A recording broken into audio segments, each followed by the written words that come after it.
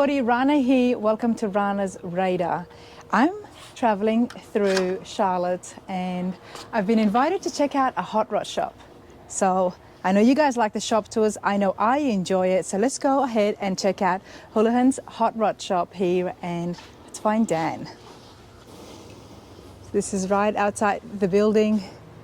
Pretty big, small door, but there's a lot happening on the inside from what I can see all the way from here. Hey there, Dan. How's it going? Hey, Rana. How are you?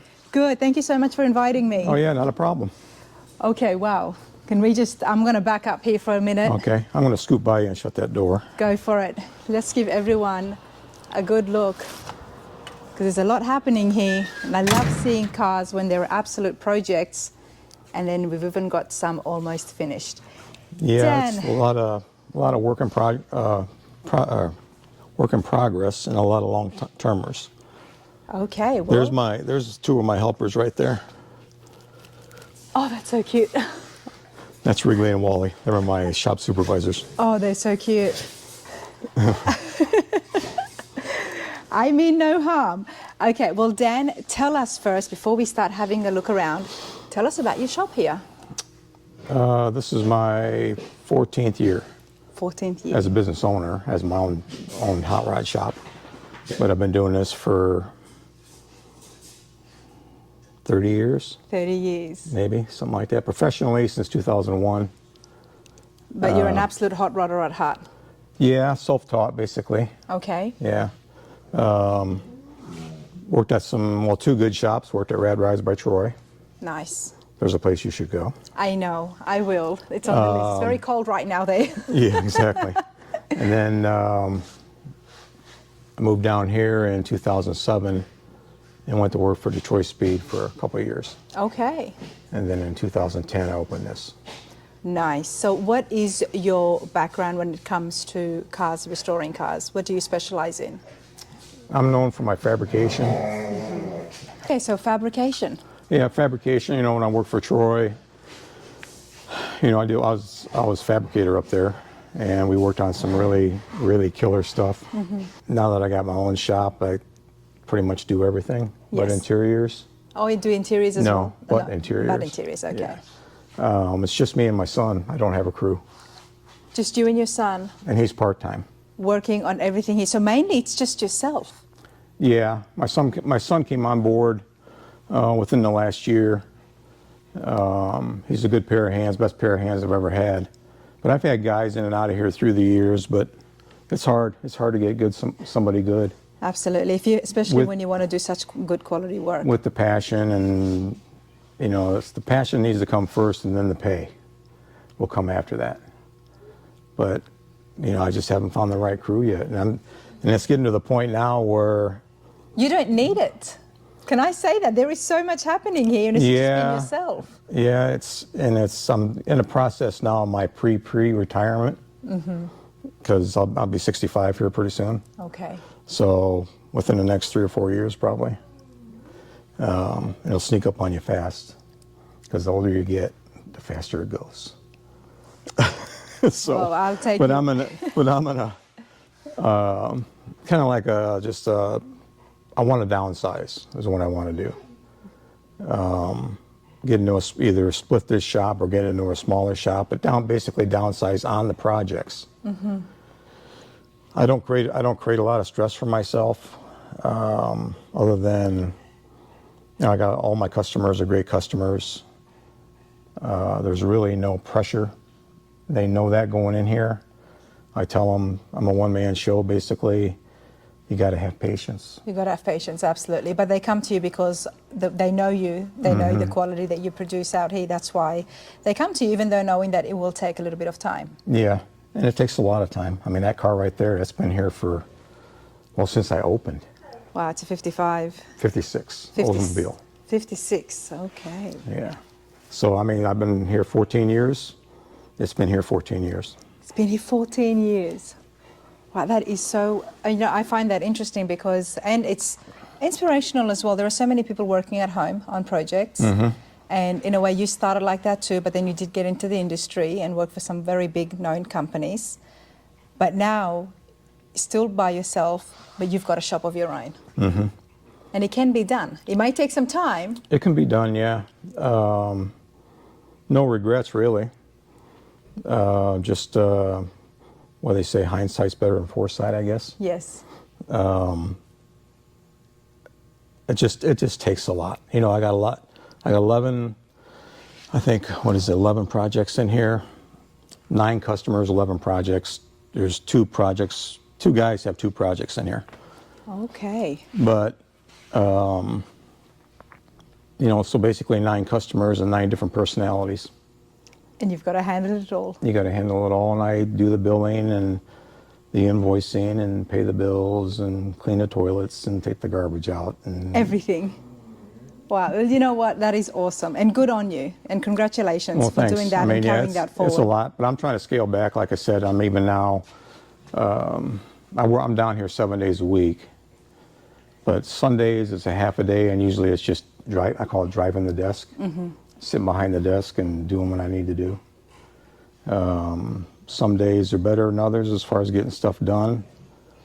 I had some health issues within the last couple of years. Had open heart surgery. Oh, okay. My doctor told me, he just said, if you don't feel good, just don't do anything. Just don't do anything. And I'm So- glad you've taken that advice on board to slow down. Yeah, and that doesn't happen too often. Every once in a while, but for the most part, you know, he did a good job with me. So, Well, you look good. oh, thanks. You've got a lot of projects in the making, but you've also got some that are almost finished. Yeah, well, I take on small projects, small fab stuff.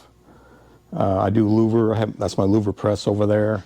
I do louver work now for hot rod guys that want a hood louvered or a trunk lid or just a small panel or something. So that's like my Saturday type work. Okay. So I take small projects like that. Most of these are full builds, but this one right here, Super Sport. it's a 71 Chevelle. It's been in here too long, really. I mean, because it's not too long, but it's been in here longer than expected. It came in for wheels and tires and brakes, and then all of a sudden we're doing suspension and the full rear And I end. wanted to do everything else. Yeah, so it's basically a maintenance project. That was a full project. That's about ready to go out the door. I need to put one more sticker on it, but it came in as a coupe. It came in as a coupe. Now it's a Mustang. What year am I looking It's at a here? 69 Mustang. It's a 69. Mach 1 clone, basically, Okay. fastback.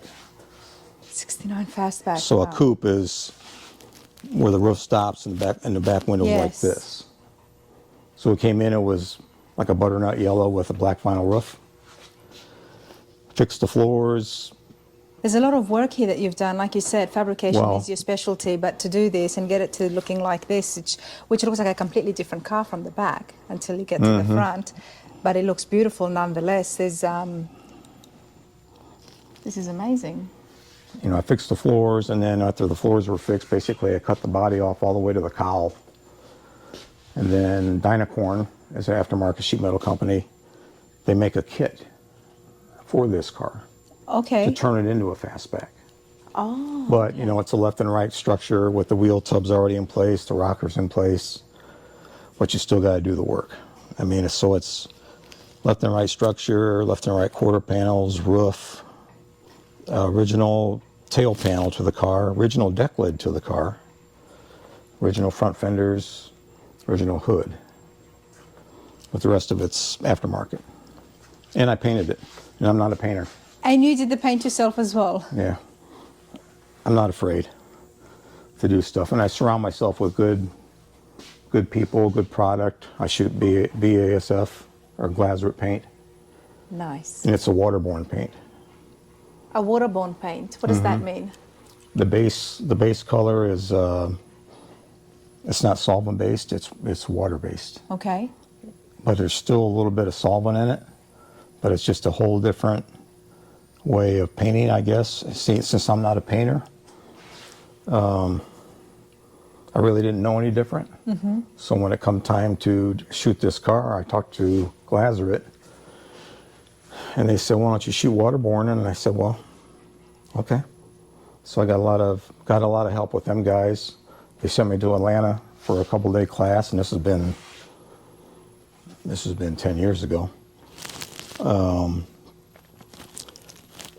But, you know, like I said, since I'm not a painter, I have some good friends like up at Troy's, you know, and up in that area that are just awesome painters, some of the best painters in the country. Mike Ring, is a friend of mine. You know, I lean on him every once in a while for some paint ideas, but they have a problem with the waterborne. Not a problem, but a good painter has been shooting solvent base so long, when it comes time to do water, it freaks them out. Is it less pigment? No, it's just the way it's, the formula part of it. There's a mixing base that you gotta use along with the toners. Okay. You know, because then I mix my own color here too. Okay, nice. We'll definitely have to check that out as well. And you've got your paint booth in the back. Yeah, but it's, you know, again, not being a painter, I really didn't know any difference, so I wasn't afraid of it. Well, you did a great job. It's Thanks. it looks beautiful. I mean, I'm loving this color. It's not exactly gold. It's called a champagne gold. I think it's a '69 stock Mustang color. Champagne. And I'm trying to get my head around how you would have done all of this by yourself. Fabrication is it's heavy lifting, and most of the time you need more than two hands to move things around. Well, where there's a will, there's a way. Yeah, we've definitely found the way, Dan. Wow. It's a lot of patience involved. Sometimes you just got to walk away from it, you know. That course that you mentioned, is that through BASF? Mm-hmm. Okay. Yeah, it was see, I used to be in the front of the building. Mm-hmm. And I've been back here now for 7 years. And I've been in this building total for 12, I think now. 12 years. So when I took that class, my booth, everything was up front. Even my booth was up front. And then they sent me down to Atlanta, so that's got to be. In fact, I just ran across an old invoice the other day, but it was 2014. Wow. And that was right. I think, when I put my booth in up there. I'm interested in the paint courses as well, and you found it pretty easy to understand, and I know it was a long time ago. Yeah. And you had never painted before? No, but I've been around it. But you've been around it? A long time. You know, like with my friends up in Illinois, and, you know, just not afraid of it, you know, so. Nice. Well, let's talk about the Oldsmobile. What have you done to this? Pretty much everything but the paint. Okay. I mean, it's a solid car. And was this a restoration? Somebody brought it to you? The owner, his grandma and grandpa bought this car new. Oh, wow. Mm-hmm. Wow, that's pretty cool. So that it would have been in pretty good condition, I'm guessing. It's solid. I haven't found a speck of rust on it. It was painted up in Pennsylvania. Some guy up there painted it 20 years ago now. Mm-hmm. Wow. Original colors to the car. Yep. But it's everything. The chassis is original, but I pulled the body off by myself, and that's why you see these plates here. Yeah. I made them, and they're fastened to the inside of the rocker. So there's 4 of them on the car, and then I just use my 2-post lift for lifting the body on and off. So the body's been on and off this chassis probably a half a dozen times. By myself. By yourself. And I think that's what I want to really emphasize here. Slow and steady wins the race. Slow and steady wins the race. And along your journey, you would have found little tips and ways to do things, especially considering it is just your 2 hands. Yeah, I mean, I'm pretty resilient when it comes to figuring stuff out. Mm-hmm. I think so anyway. You know, even regardless, even if I had 10 guys in here, you still got to pretty much do what I did. Yeah. And use the lift, but it's just being one man. There's a lot of up and down, walking, double checking, triple checking. Yes. And then, you know, using the lift to raise it up and down. Oh. But I used the original chassis. I boxed the rails, made my own center section through the chassis. 4-link rear suspension. I used our Morrison parts back there. Nice. From about the firewall forward, I made my own frame rails. Because I wanted it because of the TCI. These are a mixed mixed batch of TCI parts up front. A cross member, control arms. So that all had to fit a new frame rail. But I had to maintain, like this is all original. So you had to make the frames in order to fit the original. Yeah, this is, I had to stop it basically here and cut it back there and make everything in between for the suspension to work. Original core support, modified. Original winter fenders, modified, because I cut the openings out and framed in the openings around the new suspension. Just looking at this, your stuff when it comes to fabrication, Dan. That's pretty neat over here. Took the big air boxes out. There's big air boxes on the firewall on each side. Took them out, redid the whole firewall. There's an electric wiper motor back there now instead of the vacuum. It's very neat. It's very clean. Basically it's a Chevy ZZ4 crate motor that they make a faux type valve cover. Covers for it. Yeah. You gotta love that. Yeah. Everybody thinks it's an Olds-Rockin' engine, but it's not. Well, why not? If they walk past it, they think it. And I changed the color because the original engine color to this car is like a John Deere green. Okay. But I wanted the green, but I wanted to darken it up. So when I painted it, I just kind of, actually that's a Nissan underhood color called pea green that I put clear on it. So it's been here. I mean, like again, another super patient customer. There's been some not drawbacks, but setbacks on this project recently that is going to take a little bit of my time that I really don't have. There's a lot of custom sheet metal up front here. Okay. Well, everything said and done, it was come time to take everything to the blaster and the powder coater to get everything coated. Somewhere along the way, that custom sheet metal got lost. It got lost? And it's nowhere to be found. So now I got to do it again. Oh no. Yeah, and guess who pays for that? Of course you do. Yeah. And that was about 80 hours worth of work. But that's, like I said, that's the stuff you have to deal with sometimes. Yeah. Thank God it's not all the time. Yes. That's probably the worst thing that's ever happened in 14 years. Okay. And I tried to find that pieces. Went to because the sandblaster and the powder coater are two different people. Yeah. Back and forth, back and forth, back and forth. Well, I think through the process, the sandblaster, the original guy went out of business.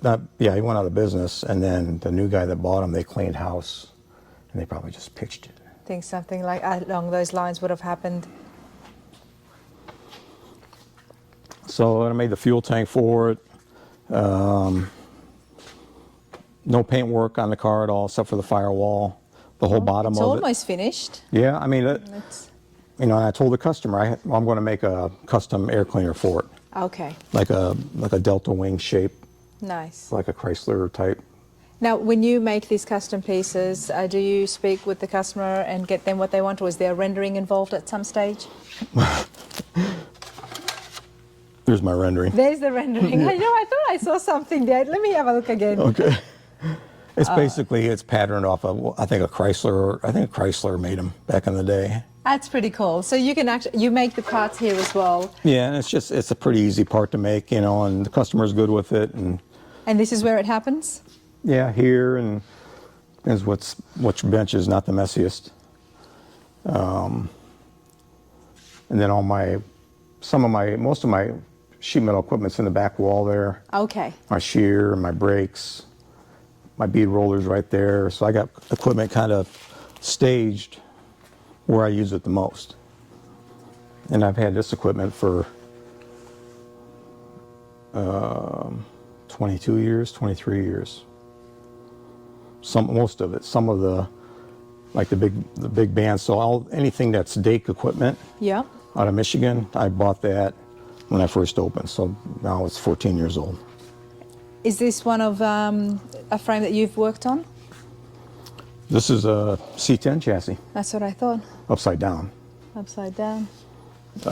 Is that a long bed? No, it's a short bed. It's a short bed, okay. It's surprising, isn't it? It looks so long. Customer, another good customer out of Georgia. He's got 2 projects in here. He's got this C10. He's got that Camaro right there, that skeleton. So what am I looking at all these bolts? What do these all mean? These are plug welds. Okay. There's a million holes in this frame for some reason. I don't know. That's what I'm trying to understand. I don't know if yours has all them holes. No, not this many. I mean, there's definitely holes. Because this truck was actually built and the owner was driving. He bought it at Pigeon Forge. Okay. And he was driving it. And it was built, okay, so it was already restored at one time. Yeah, it was, lowered and big wheels and small block and hugger orange. It looked good. That could explain why because there's a lot of work done. But who knows how many times it was worked on before whoever did it the last time. Probably was tubbed as well. So this is my son. My son, he's not really he's learning. I mean, he's my baby. He's 35. He's been working with me on and off since he was like 13. Nice. And that's the age I started when I grew up with my dad's sheet metal shop up in Illinois. There's a lot happening here, and you've definitely got your clientele as well. You want to downsize, but is there a chance that your son might want to continue on the shop in your name? I don't know. Well, that's something for him to think about now, isn't it? Yeah, there's quite a bit to learn. There is a lot to learn. The work part's the easy part. Yeah. There's some weeks where I don't even turn a welder on because of all the stuff that gets in the way. Yes. A lot of your bigger shops, they have office help. Yeah. My wife is my office help. I mean, she does a great job with my taxes and everything at home. But speaking with the customers and ordering the parts and stuff, you still do that? That's me, yeah. You still do that, yeah. Yeah, and they get free. And that's a big part. And the customers give me pretty much not free reign, but communication is big with the customers. Education. Some need it, a little bit of it. I try to give them options with the parts.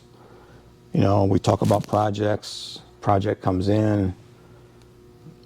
You can only talk so much about the project until you actually start.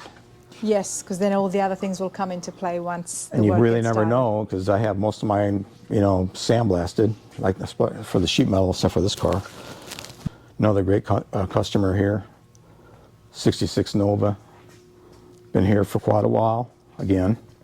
Dan, I was just wondering, with the amount of work that you have done, and you've done it all by yourself, there are people at home who are working on things, nothing to this degree, of course. What is a helpful tip that you can give guys at home who are just by themselves and trying to get their projects finished? Well, typically, if a guy's doing something at home on his own, he's got some experience. Yeah. And he's not afraid to do it, unless he kind of gets out of his comfort zone a little bit.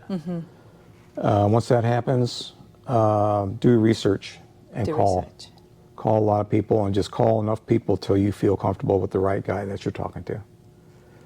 YouTube is a wonderful thing. It really is now, isn't it? I use it as a tool. Google. If Google and YouTube shut down, I'd be done. Well, I appreciate that, and thank you. And I guess that's how you found me as well.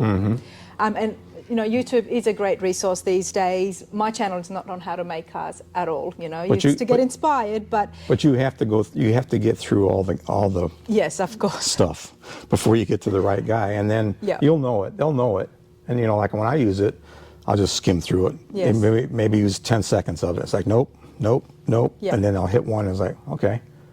This is something I can use, because there's so many really good channels out there. I mean, Detroit Speed has got their own channel that shows the installation of the parts and stuff, and I think it's just fabulous, And then there's just inspirations, Bad Chad Customs, such a cool guy, and he does awesome custom work for people who want to step outside the box. But there's definitely a wealth of information out there. And everybody has their own way of doing things, and I'm not going to go any further than that. Everybody has their own way, which is fine. I give Bad Chad a lot of credit for what they're doing. Yes. Not my style. No, definitely not. But good for him, because he's got the good work ethics. His Jolene, I think her name is. Them two together. But it's awesome that they're making a living doing that. Yep, and they're happy. Yeah. And they're happy. What do you Yeah. like about Rana's radar? When we're on the topic of YouTube, Just the questions and stuff, and being able to see the shops. the shops. Yeah. Yes, I hear that everybody does like the shops. Yeah, you've been to some shops that I've never really even heard of, to tell you the truth. Yeah. And I said, okay, I'll watch this one and see. Yeah. Dean, now I watch Dean's. Not, even though I was out there, that was 11 years ago, I think. And Dean wasn't around too much when I was there. Jimmy introduced me to him. Okay. My buddy Jimmy Smith. And I think it was Jimmy that kind of took me around the shop.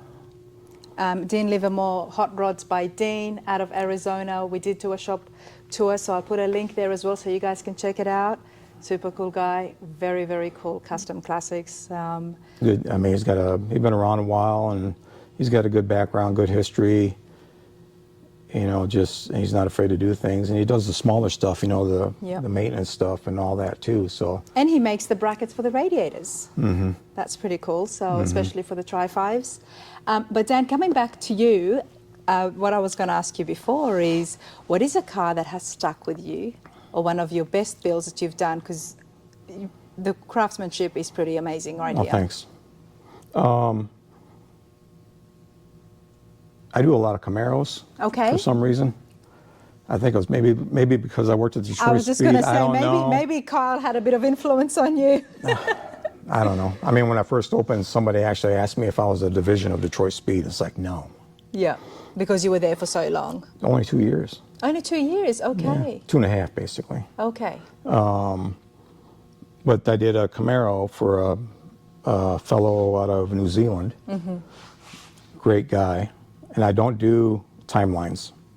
When projects come in, they can't really have a timeline. Because it's just, I've been down that road before with the other shops, and it's just, I'm getting too old for that now. Yeah.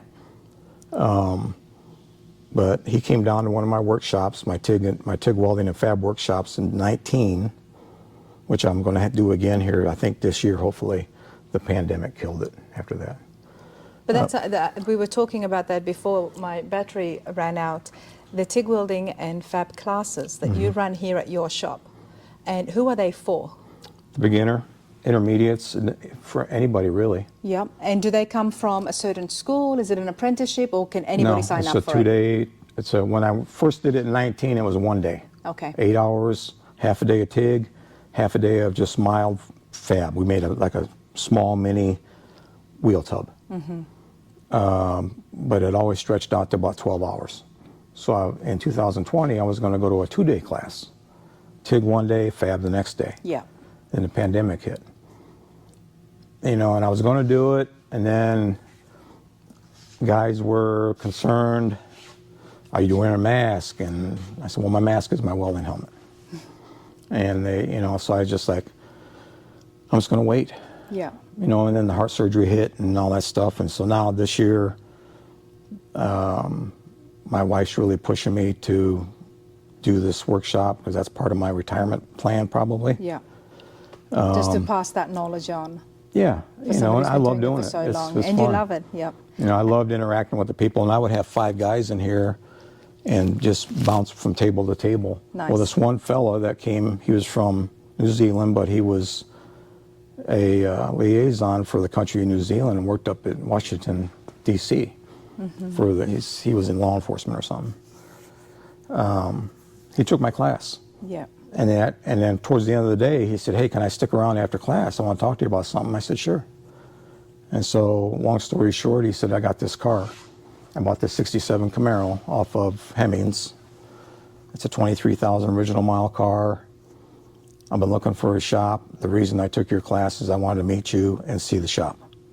He said, after taking your class, he said, this is where my car needs to be. Nice. But he mentioned the time frame. Oh, okay. What was the time frame? How long? Well, he had a 4-year visa. His visa was going to run out at a certain date. Okay. But the car had to be done and in the boat on the way to New Zealand before he left the country. Yes. So it got to the point where I did bring in a subcontractor for the electrical work. And it was an awesome project. It's on my website. I mean, there's so many pictures of it. I had to split it up into 2 sections. Okay. Well, tell us about that website while we're on that topic. It's hulahanshotrods.com. There you go. And it's another thing I do. I'm the administrator too. Of course. I'm not surprised. I put on all the pictures of the projects. I'll put on a lot of build pictures. Yeah. Many build pictures, because I know guys, they like anybody that loves this kind of stuff. They want to see the process. They like the process, whether it's rust or really killer custom stuff. They don't care. Yeah. So I take a lot of pictures, and the pictures I take, most of them go on the website. Nice. And I have a lot of parts that I have a performance parts division on my site. Okay. I rep a lot of manufacturers, Bear Brakes. So you sell them as well? Yeah, Bear Brakes. You're a distributor. Lumacraft Grills. Everybody that I use here. Okay. If I use them, I think it's going to be good enough for somebody else. Yeah. And then I make my own products as well. Okay. I have about 50. So not a distributor, you're a dealer for some of the big performance parts, but then now you make some of the parts as well. What do you make here? I'll show you when we get up to the front of the shop. All right, why don't we do that? Let's go. Okay. Well, I didn't want to get off track with that Camaro story. No, you're fine. Absolutely. I would love to see some of the stuff, because as somebody who's been doing this for such a long time, and because you haven't had that much help, you would have come across a few problems and found a solution for them. Well, and the solution might involve making parts. It's simple, simple stuff. Watch your step there. So being a sheet metal guy, yeah, all my parts are basically sheet metal based. I do a lot of pressed panels. This is my very first one I started with. Well, of course, you heard of Vintage Air. Yeah. They make a bulkhead that bolts to the firewall. You'll see it on that Oldsmobile over there. So instead of typically that bulkhead it bolts, you drill the holes and it goes right through the firewall. But I wanted to do something a little nicer. That when that billet bulkhead goes into the firewall, it has that nice body line around it. It's just a little subtle detail. So I sell these. I make these. I mean, I got this whole stack of them up there. I design my own dies. I have my own. Another thing I do is I draw up all my own dies, and I have my laser cutter up the street.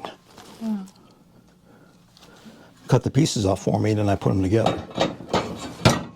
And he cuts the pieces. He cuts the sheet metal to me, or for me too, so I can do the press. Now that right there is for a GM key lock, like on your truck. Okay. Yep. The only thing I can't do, and I've been thinking about how I need to do it, but guys do buy these, but you got to cut that keyhole yourself, which I do them here for my projects, and it takes an hour. My labor rate's $100 an hour, so I don't know. Yes. Do you want to buy a $38 panel and pay me $100 to cut the hole in it? To cut it in. But it's such small. But so I do a lot of of sheet metal parts. This is for bay bars, engine bay bars. Yep. It's a connector that I make.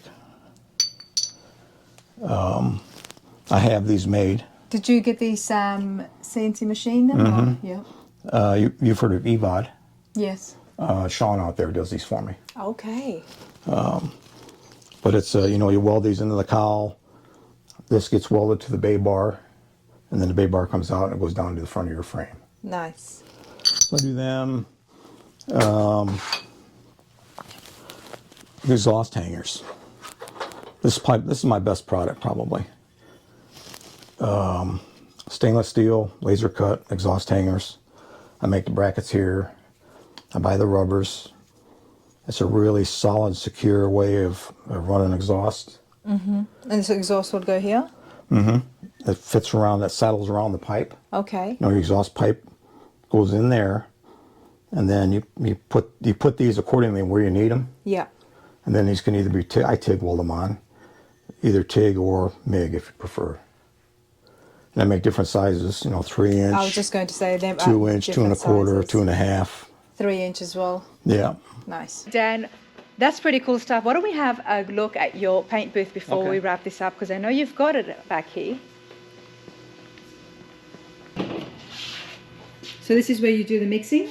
Yeah, that's the mixing bank right here. Now, these are all waterborne toners.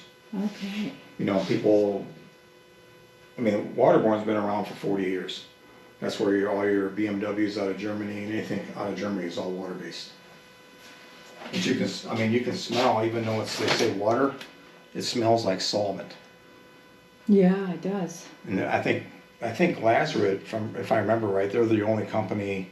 See, BASF is a pigment company. Mm-hmm. They make the pigment that everybody buys for their paint. You know, PPG, Axalta, all that. Well, on the water-based side, from what I've been told, Glazrid puts 3% of solvent, some kind of solvent in there, basically to keep it from freezing in the trucks. Okay. For shipping. For shipping. And then they set me up. I mean, when I first come on board with Glazrid, they set me all up with that, and the scale and. Are you working on painting something? No, this is pretty much a storage facility right now. Oh, is it? Yeah. I have some parts out there that need to be picked up from the customer. Okay. So, but this is another good customer, 69 Camaro. He's out of Richard Smith, not Richard Smith, Richard Meadows. Richard Smith is his friend. Out of Bluefield, West Virginia. Done a lot of work on this car over the years. Suspension, exhaust, a lot of different stuff on and off. And then finally he approached me on painting the car because it was silver and he wanted white. Mm-hmm. I said, okay. I said, well, you know the program. He said, it's got to go down to bare metal. Yeah. He goes, yeah. And so, well, here it is. Here it bare is. metal. What, you know, about doing the project and what's going to happen, and we were right. And I would just take a picture, I would text it to Richard. Yeah. And he would reply like with a UGG or something like that. Yes, of He's course. okay, I'll be down this weekend. Yeah. But I wanted him to see it before we proceeded. And again, that transparency is very good.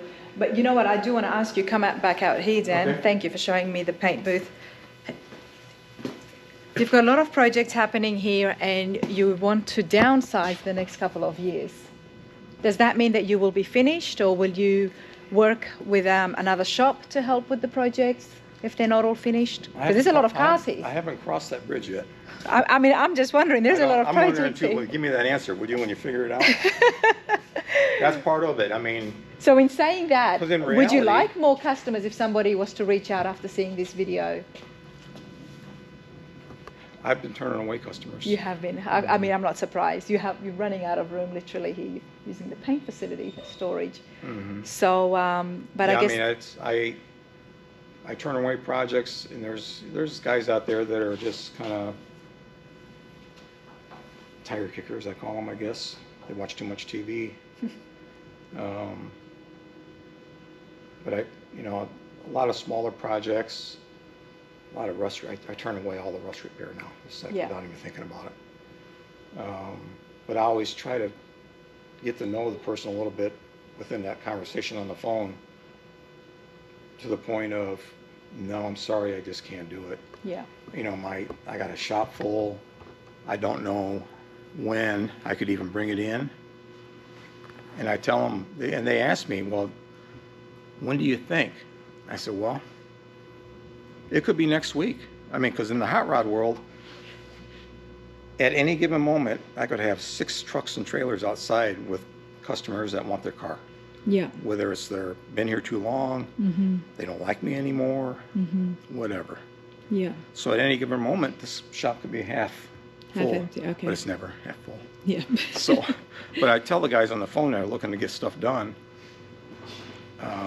sorry I can't do it, but, you know, and I'll kind of ask what they want done, and then we'll talk about it. I don't really recommend anybody, but I just tell them, do your homework. Don't stick to one guy. Yeah. Call. talk to numerous guys. Ask a buddy. Ask this guy. Just talk, talk, talk. Again, like searching on YouTube or Google, YouTube especially. Yeah. Get through the guys that you're not comfortable with, and then find one that you're comfortable with that can do the work. Love it. And in this world, if you're good, you're busy, and if you're not good, you're not busy. And you are very busy. Well, yeah, I mean, I've been busy. I've never advertised. I think it's word of mouth. You know, when I first opened up my shop, I had 2 projects, and the day I opened up, they canceled. Oh, wow. And it wasn't long after that. Okay. You know, so. But yeah, I mean. But we never know what's going to happen, like you said. Anything is possible. Yeah, anything. Like that Camaro there, that's another good customer. I do a little bit, he comes and gets it. There you go. Brings it back. Yeah. You know, he wouldn't bring it, he told me, so I won't bring it anywhere else. There you go. So, and that's great. Well, you know what? It's quite a shop you've got here. Definitely got your hands full. Yeah. So I do appreciate coming and checking out, and who knows what's going to happen in the next couple of years. The fact that you do have retirement in your mind is always a positive. That's what I say, because if you can feel it, especially if health has become an issue and you know that well, you've been I feel working. good, you know, the health thing, but Yeah. you know, the older you get, and you know you're getting old when you create your own username and log in on the Social Security website. So you can see. I don't know how well that works, but okay. Yeah, it's the government retirement I see, okay. that everybody's entitled to, you know, at some point. Well, you know what? So- It's been an absolute pleasure, Dan. Yeah, thank you, appreciate it. Thank you so much for your thank you. time, and all Yeah. the best with everything. Yeah, you too. Thank you.